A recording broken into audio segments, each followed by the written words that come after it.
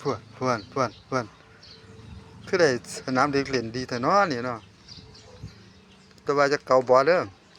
เอาบ่สิขาดเด้อบ่ล่ะนั่นนั่นล่ะข้าวคว้านี่ไปกัดกระสอบเด้อกระสอบเข้าคว้าเด้อพวนเออได้หม้องเล่นดีแต่น้อบ้านคือได้หม้องเล่นดีแท้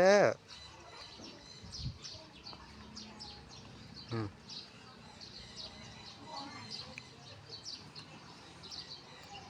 เออผู้น้องก็ได้เออน้องนี่มีแต่สิหยอกอย่างเดียวเด้อเดี๋ยวนี้พี่น้องคือได้หม้องเล่นดีแท้ฮะ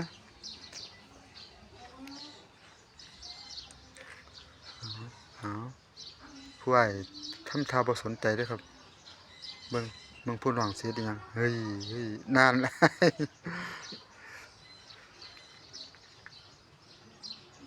ผู้อ้ายบ่สนใจเด้อถ้าว่าผู้น้องนี่สิหาทางขึ้นไปหาอ้ายก็ต่อไปอืมนั่นนั่นนั่น